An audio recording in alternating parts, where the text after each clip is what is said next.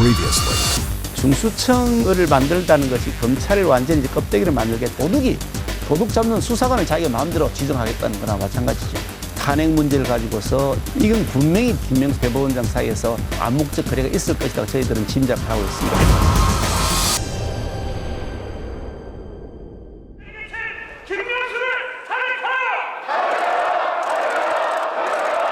사실은 그 김명수 대법원장하고 저는 사법고시 동기입니다. 그러니까 네, 15기 동기시죠? 연수원 네. 15기 동기고요. 그러니까 네. 사법시험 같이 합격해서 연수원 2년 동안 같이 그 연수를 받았던, 그러니까 모르는 사이도 아니고 뭐 친한 사이는 아니지만 친한 사이는 아니지만 네. 그렇다고 모르는 사이는 아니고 네. 서로에 대해서 이렇게 서로 뭐 관심을 가지고 이렇게 지켜보던 사이였는데요.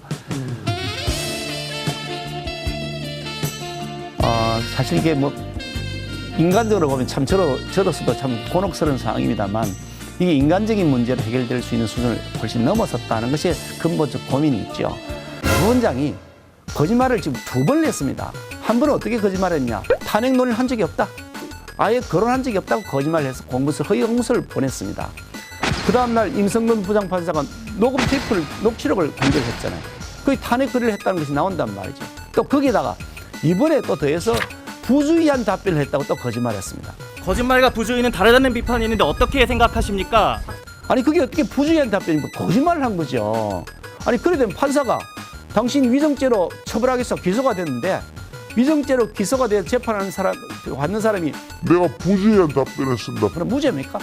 다 무죄죠. 그럼 유죄될 사람이 하나가 어디 있습니까? 아무튼 그 인간적인 그런 걸 떠나서 아무리 인간적 문제가 저로 사정 그렇게 걸리긴 하지만 그거하고는 별개로 이거는 너무나 중요한 공적인 차원에서의 불법이기 때문에 반드시 그 자리에 물러나야 된다. 거짓말을 반복해서 계속 반복듯이 하는데 지금. 아까 연수원 15기 동기라고 하셨는데 그 15기 동기들끼리 뭐 단톡방 이런 것도 혹시 갖고 계신가요? 있습니다. 거기에도 혹시 어떤 의견들이 올라오는 게 있습니까? 거기 이제 단톡방에는 가급적이면 개인적 의견을 잘 올리지는 않는데, 거기에다가 이제 어떤 분이 그걸 올렸어요. 우리가 동기라 하더라도 이런 부분들에 대해서는 법률가로서 지적을 해야 되지 않느냐.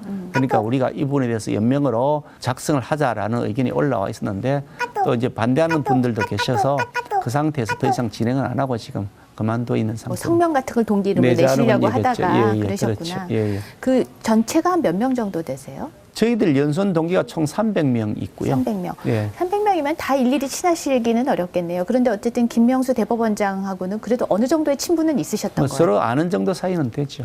친하게 지냈던 건 아니고요. Nope, nope, nope. 연수원 그 동기들 앨범 혹시 갖고 오실 수 있냐고 저희가 여쭤봤는데 갖고 앨범 오셨나요? 구석구석 찾들이 사이트들이 있더라고요. 가져왔습니다. 네. 의원님 어디 계신지 한번 찾아보시죠. 저 이거 찾느라고 구석에 있는 거 찾았는데 한참 찾았어요. 아 여기 찾았네. 여기 김기현인데 아, 의원님 용 되셨네요. 이 얼굴 보니까 내 얼굴 아닌 것 같아요. 아, 용 되셨다고요. 전혀 못 알아보겠어요. 나도 못 알아보겠어요. 네. 이게 내 얼굴 맞나 잘 모르겠어요. 이 사진 제가 보면서 네. 내가 잘생겼는데. 여기 그러면 김명수 대법원장 사진도 있나요? 예, 여기 있습니다.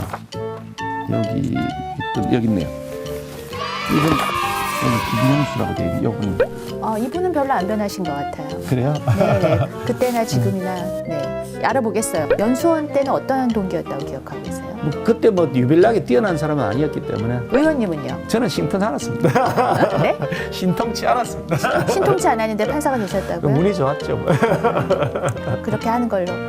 아무튼 저희가 이 코너 중에 영상 편지 쓰는 코너가 있거든요. 네. 그러니까 동기이자 대법원장인 김명수님께 하시고 싶은 말씀을 좀 영상 편지로 써보시면 어떨까 싶어요. 그건 안 하면 좋을 것 같아요. 그건 안 하고 싶으세요? 좀 마음이 좀 걸려요. 마음이 아프세요?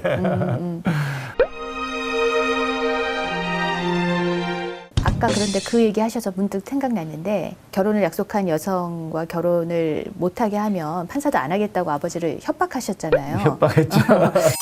이 여성하고 결혼하자고 약속을 했는데 그 약속을 지키지 못하면 내가 거짓말한 것이 되고 나는 그럼 판사를 못할 것 같습니다, 아버지.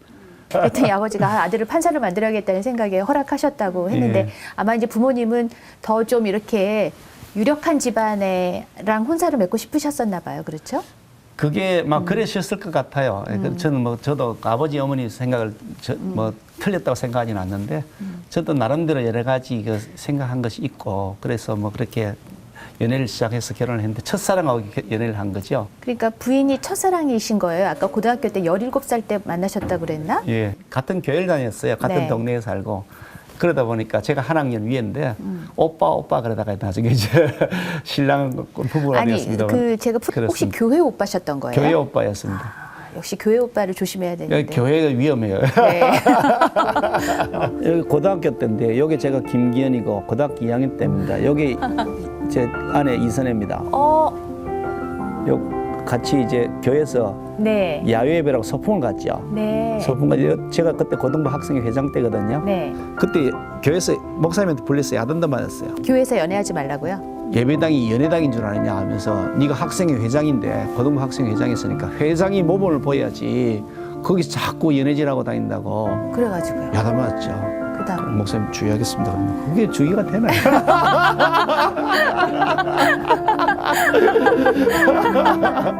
그러면 아까 눈이 뒤집어졌다고 그래서 눈이 눈이 뒤집어졌는데 눈이 주의가 뒤집어졌더니 되나요? 힘이 목사님 되나? 얘기하셔도. 여기 대학교 졸업할 때인데요. 네. 여기 이선혜 제 아내고 여기 김기현입니다. 여기 이제 졸업식 때 둘이서 앉아가지고 벤치에 찍은 여기 이선혜 김기현. 여기 신혼여행 가 찍은 사진.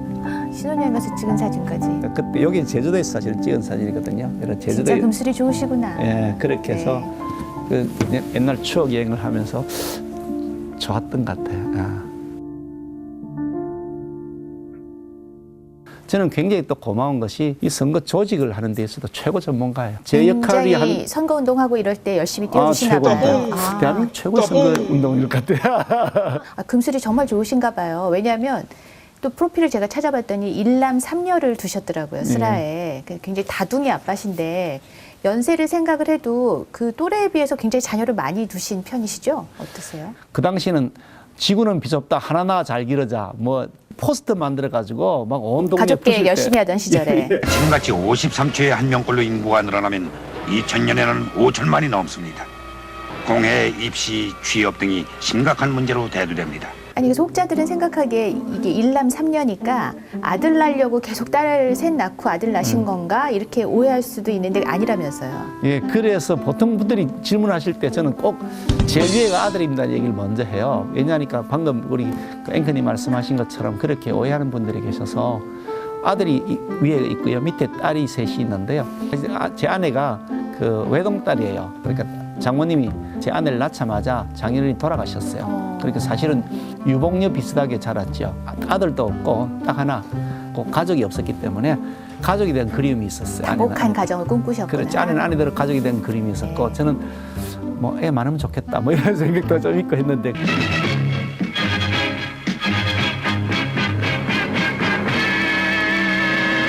그 따님들도 어머님처럼 굉장히 선거운동을 열심히 도와주나요? 어떤가요?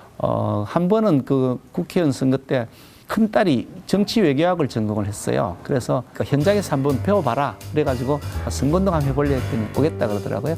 그래 내려와서 명함을 지어주고 사람들이 어느 지역에 많이 다니니까 가서 명함을 좀 나누고 오너라 그러면서 시켰는데 그러고 나서 제가 나중에 저녁에 돌아오니까 딸이 선거 캠프에 돌아와 있는데 갔다가 뭐 한 20-30분 만에 돌아왔다는 거예요. 아니 왜 그렇게 일찍 돌아왔냐 했더니 가까이 못 나누겠어요. 왜? 아니 주니까 어떤 사람은 자꾸 쳐다보고 가고 어떤 사람은 뭐 그냥 한마디씩 툭툭 쏘아주고 가는데요. 자존심 상해서 못 나누겠어요. 현실 이상과 현실은 다르다. 그래서 정치 의학을 공부하는 사람이 그래 어떡하냐 그랬더니 아무나 못 하겠어요. 그래서 설 갈래요. 네. 그래서 아이들을 선거운동에 투입하는 건 아니라 생각이 들었는데 이제 그 3년 전에 지방선거 할 때 울산시장 선거 할 네, 네. 때는 상황이 굉장히 어려워진 걸 아니까 뭐 결국 그 선거 이제 그 선거 공작 선거 개입이라고 하는 그 사건인데 그 얘기는 저희가 잠시 후에 자세히 해보겠습니다. 거기서 아이들이 자발적으로 아빠 돕겠습니다 그러면서 직장 다니내도 주말에도 내려오고 휴가 내서도 연차를 내서도 와서 선거운동도 하고 하고요. 그때 자식 많이 낳기 참 보람 있구나, 다행이구나 그렇게 생각하셨겠네요. 든든하구나. 낙선했습니다만 그때 참 제가 느꼈던 것이 자식과 부모의 관계 이런 거구나. 주말에 뭐 내려올 뿐 아니라 휴가 내서 내려와가지고요. 끝까지 싹 다니면서 명함 돌리고 아빠 잘 못하겠다고 했던 부탁합니다. 딸들이. 예, 네, 그래 네. 부탁합니다가 다니고 아, 자식과 부모의 관계 이런구나 그런 생각이 좀 들었죠. 그 울산시장 그 선거 얘기를 다시 좀 돌아가 보면 선거를 얼마 안 앞두고 그 경찰에서 비리 수사를 본격화한 것이 이 선거에 좀 치명타가 됐을 것이라고 이제 다들 생각을 하는데 그때 어떤 심경이셨어요? 이렇게 수사가 시작될 때. 그 사실 그게 2018년도 3월 중순에 있었던 일인데요. 제가 이제 바깥에 업무 때문에 현장에 갔다 있었는데 갑자기 전화 와서 비서실에 압수수색이 들어왔다고 하더라고요. 비서실 그리고 실국에도 압수수색이 들어왔다 그래서 무슨 일인데 물었더니 무슨 일인지 잘 모르겠는데 하여간 무슨 뭐 레미콘 이런 거 가지고 외압을 행사했다 이런 혐의라고 한답니다. 그래서 무슨 레미콘인데 무슨 얘기냐 처음 듣는 얘기네. 그러고 이제 들어와서 내용을 파악을 해봤던 일이 있었는데요. 그날이 그 2018년 3월 압수수색을 하던 그날이 바로 김기현을 자유한국당 울산시장 후보로 공천한다고 발표한 날입니다. 후보 신청을 저 혼자 단독으로 했기 때문에 다른 사람이 경쟁하는 것도 없었고 그 당시에 갤럽 조사라도 제가 사실은 압도적 직무수행 평가 1등 이렇게 되어 있었기 때문에 뭐 경쟁자가 없었던 시점이었고요. 선거는 이길 것이라고 예견되는 그런 상황이었죠. 그런데 다만 짐작되는 것은 그 전해 2017년 여름 무렵에 황운하라는 분이 울산경찰청장으로 부임해 왔는데 그때부터 들리는 소문이 김기현이 뒷조사한다더라.